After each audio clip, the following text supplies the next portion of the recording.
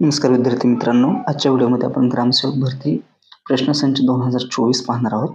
तर बघा, हे जे सर्व प्रश्न आहेत, तर हे सर्व प्रश्न IBPS TCS पॅटर्नवर आधारित असणारे सर्व प्रश्न आहेत. तर बघा, पहिला प्रश्न आहे, खालीलपैकी कोणत्या ठिकाणी 7 ऑगस्ट 1905 रोजी स्वदेशी चळवळीची औपचारिक घोषणा करण्यात आली होती? तर या प्रश्नाचे योग्य उत्तर काय असणार आहे? बंगालमधील कलकत्ता टाउन हॉल येथे. कलकत्ता टाउन हॉल, ऑप्शन क्रमांक 2 हे या प्रश्नाचे योग्य उत्तर असेल. तर बघा, 7 ऑगस्ट 1905 रोजी स्वदेशी चळवळीची घोषणा बंगालमधील कलकत्ता टाउन हॉलमध्ये करण्यात आली होती. तर बघा, ज्यावेळेस भारताचा व्हाईसरॉय कोण होता? Lord Curzon. तर याने जुलै 1905 मध्ये बंगालच्या फाळणीची घोषणा केली. तेव्हा भारतीय राष्ट्रीय काँग्रेसने बंगालमध्ये स्वदेशी चळवळ सुरू केली. स्वदेशी चळवळीतील प्रमुख नेते कोण होते? तर ते होते लाल, बाल आणि पाल. म्हणजेच कोण? तर ते कोण होते? बाळ गंगाधर टिळक म्हणजेच लोकमान्य टिळक, बिपिनचंद्र पाल आणि लाला लजपतराय. तर बघा, 1906च्या कलकत्ता अधिवेशनात त्याचे अध्यक्ष कोण होते? दादाभाई नौरोजी, आणि यांच्या अध्यक्षतेखाली स्वदेशीचा ठराव मंजूर करण्यात आला होता. तर तुमच्यासाठी या ठिकाणी प्रश्न आहे की जी खिलाफत चळवळ होती, तर ही लखनौ येथे कोणत्या वर्षी सुरू करण्यात आली होती? खिलाफत चळवळ ही लखनौ येथे कोणत्या वर्षी सुरू करण्यात आली होती? तर या प्रश्नाचे उत्तर तुम्हाला कमेंट बॉक्समध्ये द्यायचे आहे. यानंतरचा पुढचा प्रश्न आहे, प्रश्न क्रमांक 2. कोणत्या वर्षी ॲनी बेझंट यांची भारतीय राष्ट्रीय काँग्रेसच्या अध्यक्षपदी निवड करण्यात आली होती? 1910, 1912, 1915 आणि 1917. तर बघा, भारतीय राष्ट्रीय काँग्रेसच्या अध्यक्षपदी डॉक्टर ॲनी बेझंट यांची निवड ही 1917 या वर्षी करण्यात आली होती. तर बघा, ज्या ॲनी बेझंट होत्या, डॉक्टर ॲनी बेझंट या एक समाजसुधारक आणि थिओसॉफिस्ट होत्या. त्यांचा जन्म कुठे झाला होता? तर ब्रिटनमध्ये.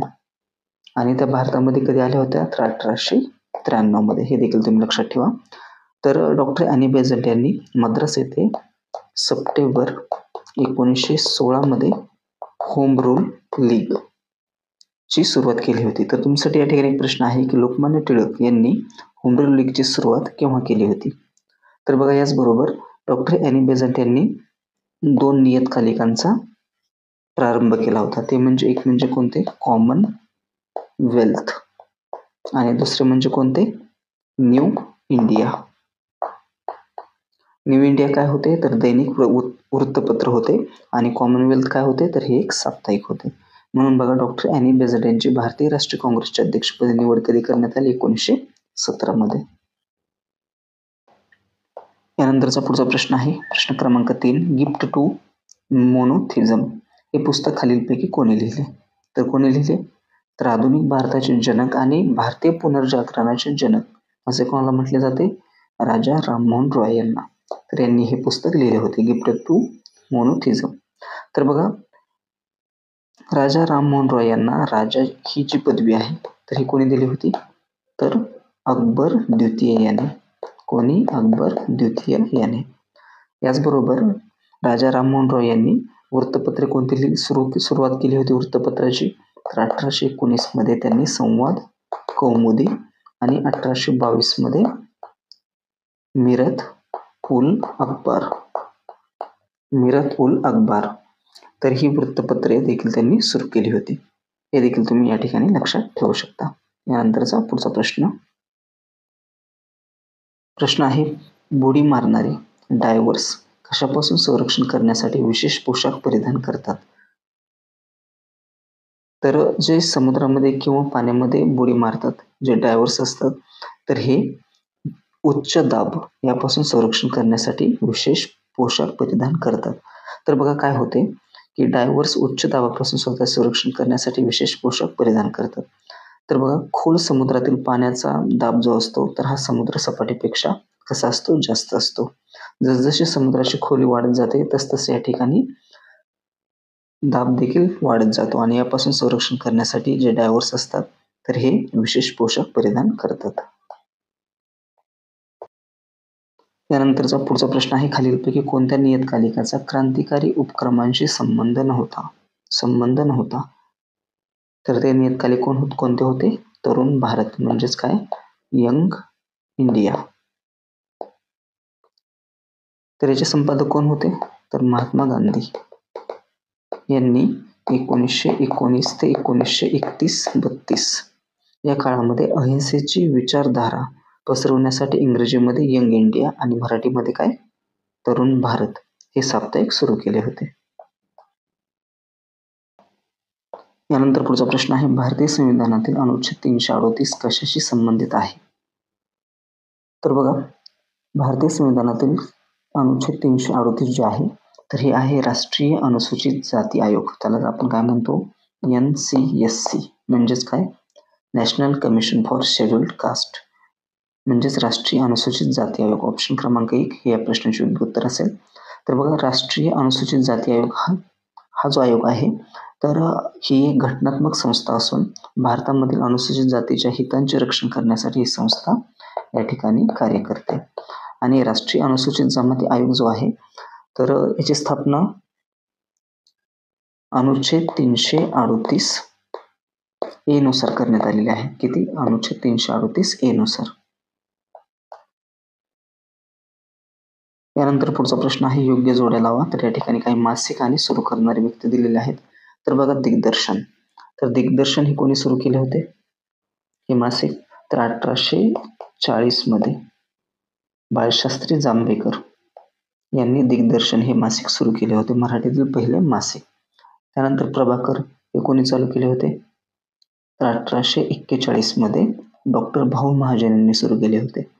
त्यानंतर वर्तमान दीपिका, तर हे सुरू कोणी केले होते? विष्णुबुवा ब्रह्मचारी यांनी. तर विष्णुबुवा ब्रह्मचारी यांचे पूर्ण नाव काय? विष्णू भिकाजी गोखले. हे देखील तुम्ही या ठिकाणी लक्षात ठेवा. याचबरोबर इंदुप्रकाश कोणी सुरू केले होते? तर विष्णुशास्त्री पंडित यांनी. कधी? 1866 मध्ये. तर असा या ठिकाणी पर्याय कोणता आहे? तर तो कोणता आहे?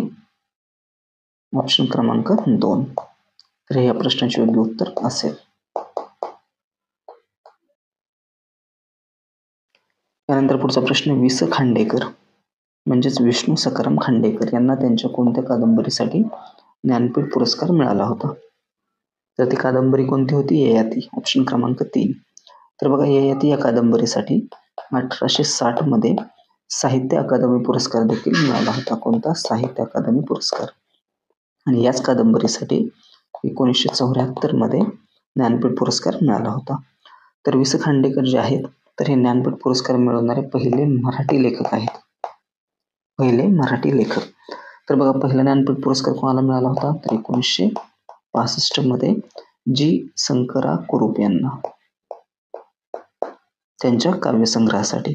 याचबरोबर वि. स. खांडेकर म्हणजेच विष्णू सखाराम खांडेकर यांना 1968 मध्ये पद्मभूषण पुरस्काराने देखील गौरवण्यात आले होते. याचबरोबर सोलापूर या ठिकाणी 1941 मध्ये अखिल भारतीय मराठी साहित्य संमेलनाचे अध्यक्ष देखील कोण होते? तर ते होते वि. स. खांडेकर.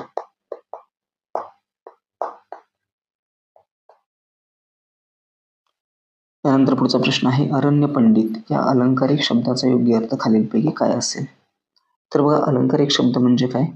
मराठी भाषेमध्ये एखादी जी भावना आहे तर ती भावना शब्दाने न सांगता त्यासाठी विशिष्ट असा रचनात्मक शब्दांचा वापर केला जातो. त्याला काय म्हटले जाते? अलंकारिक शब्द. तर अरण्य पंडित या अलंकारिक शब्दाचा योग्य अर्थ काय असणार आहे? मूर्ख मनुष्य. म्हणजेच ऑप्शन क्रमांक 1. पुढचा प्रश्न आहे, आमची मनीमाऊ आनंदाने दूध पोळी खाते या वाक्यातील उद्देश विस्तार ओळखा. उद्देश विस्तार म्हणजे काय? तर कर्त्याविषयी माहिती सांगणारे शब्द जर कर्त्यापूर्वी जर आले, कर्त्याविषयी माहिती सांगणारे शब्द कर्त्यापूर्वी आले असतील तर अशा शब्दाला काय म्हटले जाते? उद्देश विस्तार. तर हे जे वाक्य आहे, आमची मनीमाऊ आनंदाने दूध पोळी खाते, तर या वाक्यामध्ये मनीमाऊ हा आहे कर्ता आणि या कर्त्याविषयी माहिती सांगणारा शब्द आहे तो म्हणजे आमची. तर हा कर्त्याच्या पूर्वी आलेला आहे, म्हणून या ठिकाणी उद्देश विस्तार काय होईल? आमची. ऑप्शन क्रमांक 2. पुढचा प्रश्न, जीवनसत्व B12 चे रासायनिक नाव म्हणजे शास्त्रीय नाव खालीलपैकी काय आहे? तर काय आहे? तर ते आहे कोबालामाइन. ऑप्शन क्रमांक 3. त्याचबरोबर बघा, थायमिन जे आहे तर हे कोणत्या जीवनसत्वाचे रासायनिक नाव आहे? तर B1 चे. रायबोफ्लेविन तर हे आहे B2 चे रासायनिक नाव. नायसिन हे कोणत्या जीवनसत्वाचे रासायनिक नाव आहे तर B3 चे. याचबरोबर तुमच्यासाठी या ठिकाणी प्रश्न आहे की जीवनसत्व के चे रासायनिक नाव काय आहे. तर या प्रश्नाचे उत्तर देखील तुम्हाला कमेंट बॉक्समध्ये द्यायचे आहे. पुढचा प्रश्न, विष्णूशास्त्री पंडितांच्या पाठिंब्यामुळे 1865 मध्ये पुण्यात कोणत्या वकिलाने विधवा विवाह केला होता. ऑप्शन आहेत पांडुरंग करमरकर, नारायण बापट, नारायण भिडे आणि मोरोबा विजयकर. तर बघा, विष्णूशास्त्री पंडित यांच्या पाठिंब्यामुळे 1865 मध्ये पुण्यामध्ये नारायण भिडे या वकिलाने विधवा विवाह केला होता. तर बघा, विष्णूशास्त्री पंडित यांनी आयुष्यभर स्त्रियांच्या उद्धारासाठी कार्य केले. याचबरोबर जे इंदुप्रकाश जे साप्ताहिक होते तर याचे संपादक देखील कोण होते, विष्णूशास्त्री पंडित. आणि विष्णूशास्त्री पंडित यांच्या प्रोत्साहनामुळे पुण्यातील वकील नारायण भिडे यांनी 1865 मध्ये एका विधवेशी विवाह केला होता. पुढचा प्रश्न, टिंबटिंब यांनी विधवांच्या औद्योगिक प्रशिक्षणाची व्यवस्था केली तसेच त्यांनी केसरी-हिंद हा सन्मान नाकारला. तर ते कोण होते, बेहरामजी मलबारी. ऑप्शन क्रमांक 3. तर बघा, 1885 मध्ये बेहरामजी मलबारी यांनी सेवा सदनची स्थापना केली